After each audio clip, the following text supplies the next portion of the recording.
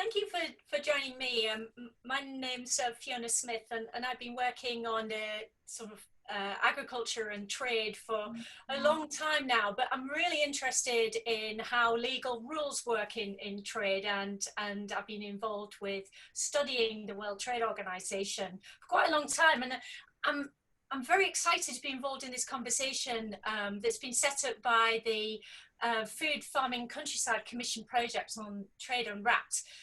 And we're really thinking in this conversation about what matters to us in the UK about trade. Why are we building trade relationships? And what on earth has that got to do with food? And I can't think of anybody better to have this conversation with me than David Henig. And David's currently head of the UK Trade Policy Project at the European Centre for International Political Economy. And before that, he was involved in the world of trade negotiations. So I can think about the legal rules, and it'd be great to hear more about David's experience in the world of international politics and a rather strange world of trade negotiations. So welcome, David. Great to chat to you.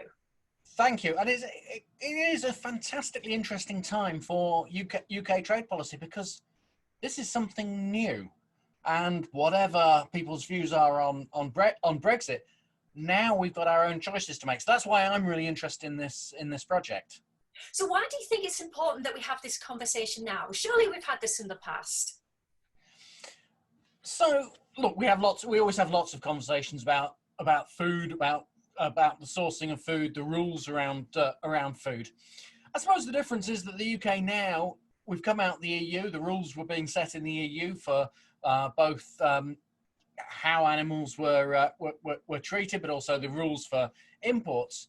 And now, well, as of January the 1st anyway, it's entirely up to the UK. So if, for example, we think that EU rules didn't go far enough on animal welfare, and I've heard that said, then we've got a chance to do something about it. If, on the other hand, we think they went too far and actually we should just have a free-for-all, similarly, we've got a chance to do something about it. So it's all on us now.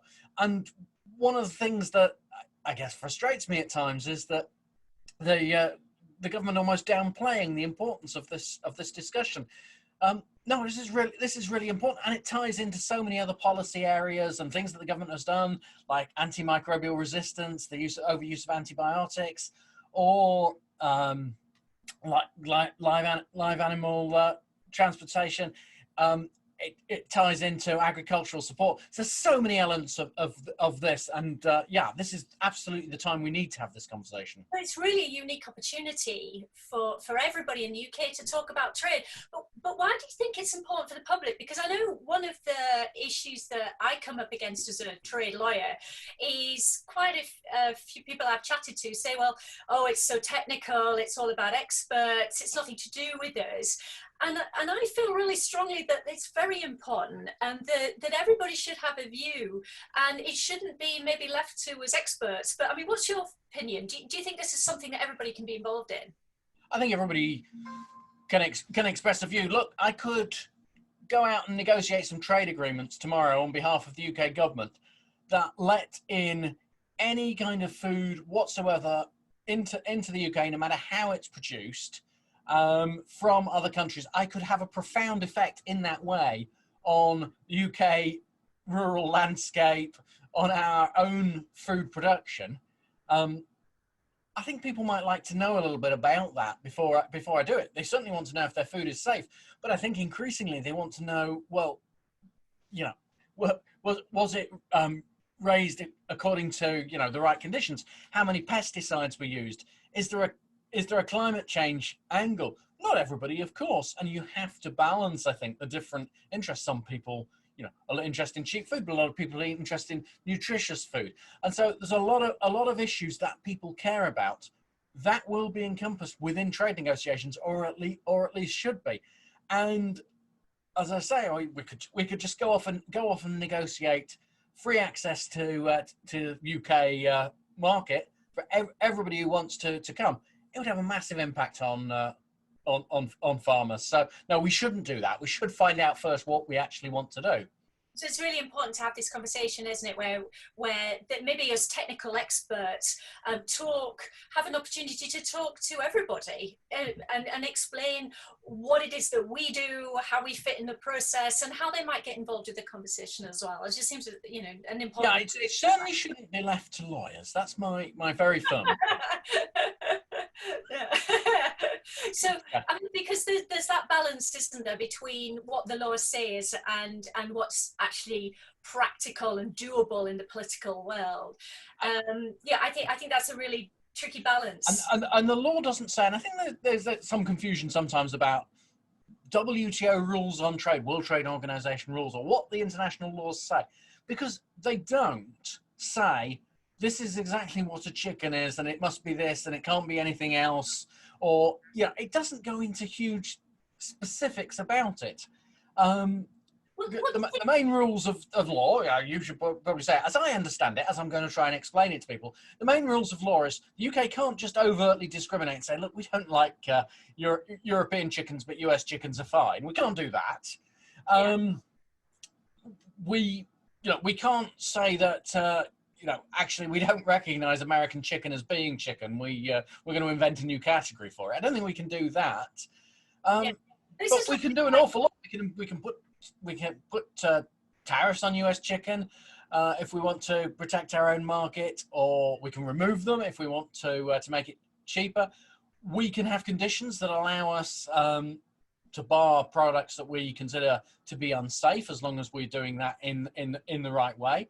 I mean, those are the main ones. And where we're getting into interesting territory, which is, to my mind, uncharted territory, really, is, well, can we put down rules on how we want animals to be raised? So in California, they are about to implement a law that says that they will only sell certain types of meat products if they've been raised in a certain way, and they'll bar them all. Now, that has not been tested under WTO rules to know whether that's legal or not, but where California leads, quite often the rest of America and the rest of the world often follow. Well, that's a really interesting point, isn't it? I think some of the things I've seen in the media is all about this trading on WTO rules. If we don't get a deal, we could trade on WTO rules. So is that something to be frightened of for the general public, do you think? I mean, what would be your take on that? So WTO rules is just the basic framework for trade, and that's, it works for some. That's the kind of relationships you start with. You want to make them better because there's a lot of tariffs still on products, and we want to sell our products. And bear in mind, we talk about the food that's coming into the UK. We want to be able to sell our food. We don't want people to discriminate against our food. So WTO rules are a good start. They're a good foundation, but they're a broad framework. They're not going to lay down in specifics what we do. So is it like the EU, or is it a different kind of organisation? So what I would say is very much whereas the EU very much does lay down a lot more rules, and so in fact free trade agreements are halfway, really. They lay down some rules, and WTO perhaps is the framework and the least number of rules of all, and so each of them has some constraints, but then we also need to explore what it is we should do within that. And often what I find with many people politicians who use WTO rules, they're using it in some way to get a political advantage. They want to say that we've nothing to fear about WTO rules, or alternatively that we can't do something because of WTO rules.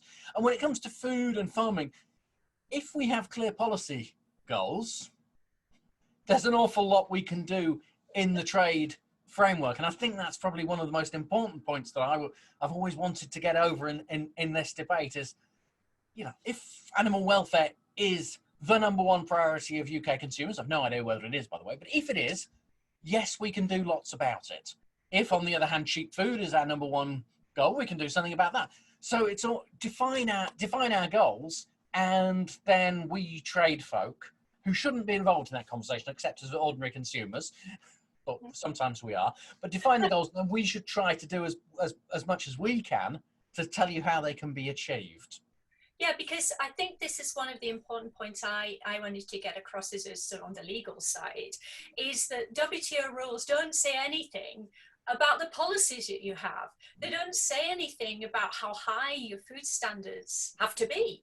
They don't say anything about whether you should care for your cattle well, or whether you should have food that's in a can. I think the classic example you used in your paper recently, David, was that canned chicken.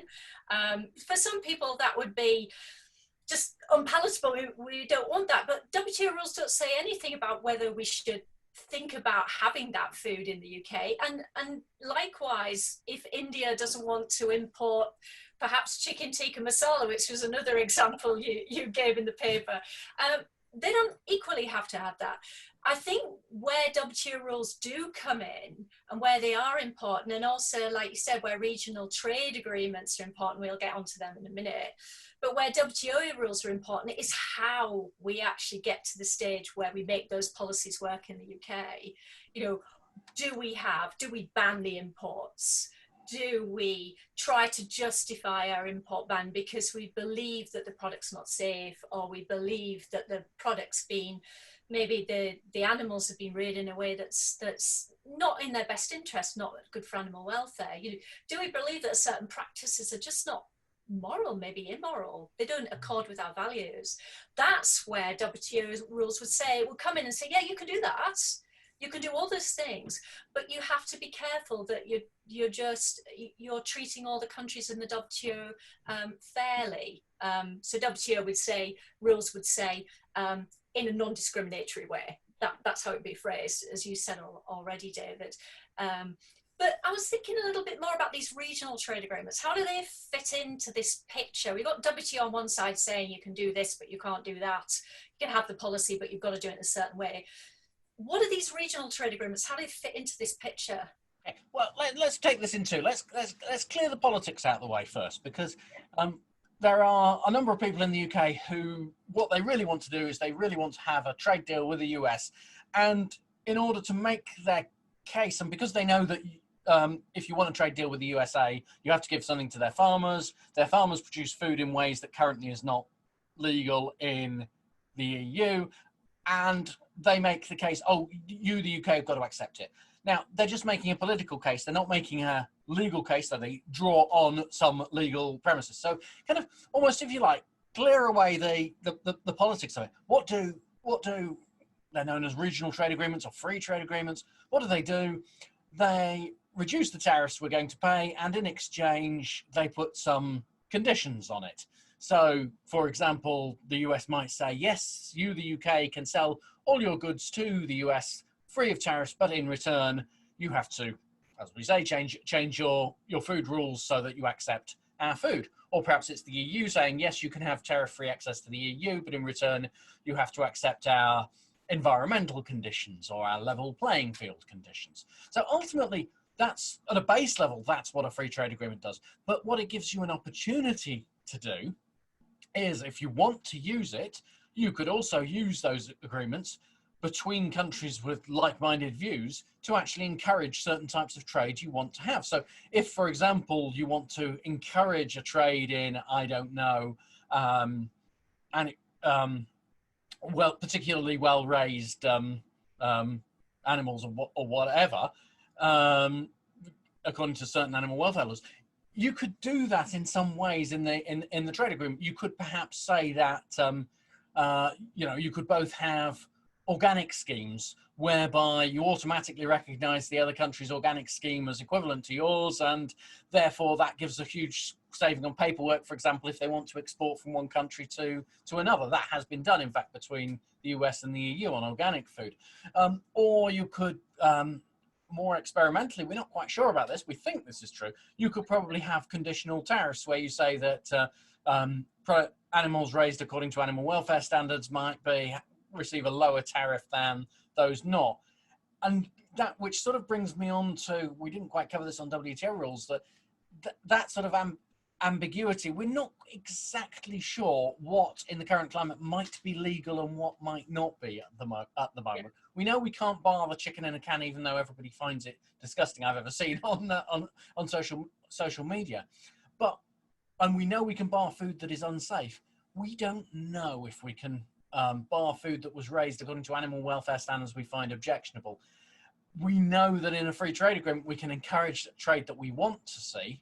And this is going to all be part of the policy mix we choose. That was a long answer, wasn't it? No, I'm still with you on that.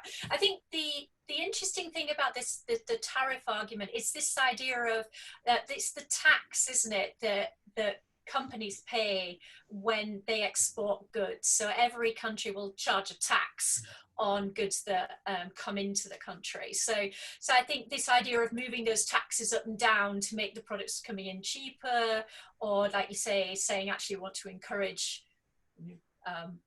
high welfare chicken, or even maybe crops that have been grown in an environmentally sustainable way, because obviously climate change is a big issue at the moment. So I think these are really important issues, and it's interesting you can do it in a trade agreement, but there's all sorts of grey in the WTO rules. That's great for me as a lawyer, because it means I'm going to be in business for quite a long time, I think. Same for trade negotiators, actually. Yeah. I mean, it can keep us in business. Yeah, it comes down to it's going to get very complicated, and it's going to be a complicated mix of things. And we perhaps didn't explain enough up front that agriculture across the world, this is not just the UK, the EU, or the US, across the world, most countries put quite high tariffs on food coming in. They regard their agriculture, their farming communities as quite symbolically important. And so whilst generally trade economists and politicians have long got used to the idea that tariffs aren't particularly a good idea, they raise costs and actually they add inefficiencies, in the case of food, most countries still retain these tariffs. So it is very much a matter of what do we do in exchange for reducing tariffs? So these trade agreements are very much about, okay, we would like access to your market at a lower tariff rate or preferential rate. What's the rules around that? But yeah, it's this fascinating grey area, and I think we might be about to come on to can the UK actually be a leader in these areas, because we're the one country going through this new. We don't have any previous trade agreements to go on. So we could actually be the ones that say, hang on a minute, we think there should be animal welfare provisions, there should be antimicrobial resistance provisions in law. What we're going to do is we're going to put those into our domestic law, and in expectation that other countries will meet them. We're not completely sure if it's fully legal in WTO, but what we'll do is we'll get Fiona to actually work out the best way of putting that into law. And we'll see, because, almost that's what people are demanding. That's what consumers are increasingly demanding. But no country has quite got round to doing it, because no country's had the opportunity the UK now has to do that. So do you think we could be, here in the UK, do you think we could be a global leader? Could you think, because we've got this wonderful opportunity, is it possible for us to lead on this? Are we economically powerful enough? Is that even relevant?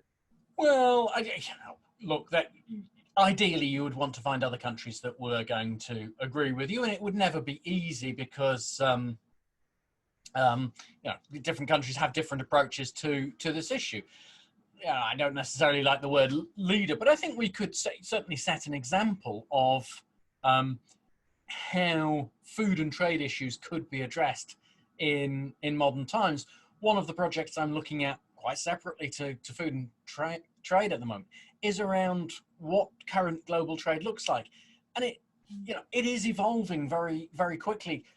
All aspects of trade, products or services, are governed by regulations, just as food is. Food's not unique. And in all aspects of trade, people are demanding good quality products at reasonable prices. So they want the trade, but they want the quality and the reassurance as well. And in all those aspects, the trade law is a little bit out of date. So there is a chance to nudge things forward. I think I maybe say nudge things forward rather than outright be a leader and sort of charge in ahead of everyone else. The world trade system tends to work through small nudges rather than big positions. But these are things that have been discussed in WTO meetings and by different countries for about 15 or 20 years. So it would be about time somebody could take the initiative, and we are in a position we could do it. It's certainly one of the areas where Brexit gives us that opportunity. But as yet, we haven't seen the sign that the UK government's going to take it. I think one of the things that is can feel sometimes, I think, to people is it all feels very remote. Like the World Trade Organization's based in Geneva, that seems very far away. The UK government's talking with countries, maybe traveling to the US, seems very far away from us. But we are having discussions in the UK at the moment on the agriculture bill. So how should we support farmers? How should we think about the processors of food? And we're also thinking about the environment and putting into place an environmental bill, trying to leave the environment in a better place than by 2050, maybe getting to a net zero carbon emissions by 2050. So we've got these two pieces of legislation going through Parliament at the moment. But what's your take on this? Do you think this world trade stuff has anything to do with this domestic legislation? Well, I'm sitting in the middle of Zone 1 of London, so it might seem that farms are quite a long way away from me, but I'm next to a supermarket, and I trust the products that are going to be in that supermarket. I trust they're going to be safe. I trust I'm going to have a good choice of products at a reasonable price that I can afford.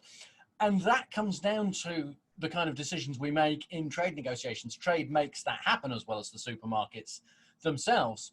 And then, okay, so thinking of a product in there that comes from UK farmers, most obvious being milk. There's always, controversies about what the price of milk is, whether that keeps is enough to keep dairy farmers in business. But I think that people would rather we were producing sufficient milk in a reasonable way in this country, and to make sure that that was safe. As you say, you then think about, well, the farmers, have they got, are they able to earn enough? And yeah, so many issues come to bear. So I think this does hit upon all of us in terms of, I say, what's in the shops, how that traces back to farmers for all manner of products, and whether I can get products that perhaps aren't grown here as well. And of course, not just for the imports, the consumption that we have. Some people will be working on farms or in food and drink businesses that export. We once did a little bit of a study, thinking, is food and drink the only product where there is probably an exporter in every parliamentary constituency? And it probably is, because not major, but you've probably got people who are making a little bit, specialty chocolates perhaps, or gin. There's gin distillery actually where I live, some of whose products might be exported. So not only are we all consuming food, but we're actually quite close to people who are trying to sell it overseas as well. So there is no issue that is more aligned with our lives than food and drink trade, certainly in the trade world. And that's why there's so much kind of controversy about it. Yes, it can be difficult to sort of explain to people, but I'm sure that if food was going to get suddenly much more expensive, people would want to know.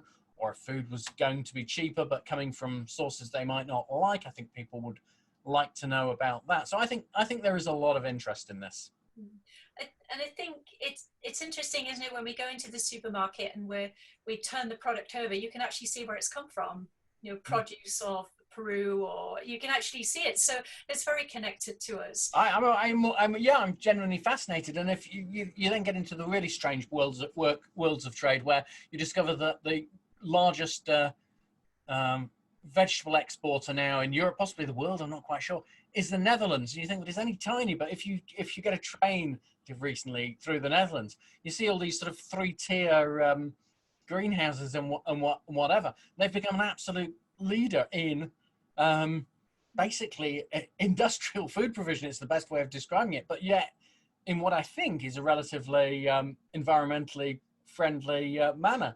So yeah, there's lots of issues here that people are interested in. I don't even think that they should be. And I think that the message we should be sending out is those things that people are really interested in and people want to see happen.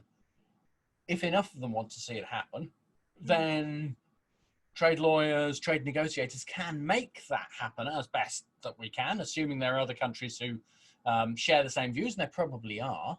But we won't we can't do that without that conversation taking place. Yeah, absolutely. And we can all talk about what we value. So trade is really about what we value. Do we value quality of food? Do we value domestic production? What do we value? We can all think about that. So thank you very much, David. I know there's trade people, we could talk for hours on this subject, but I'm really grateful you're giving up your time and talking on this subject today.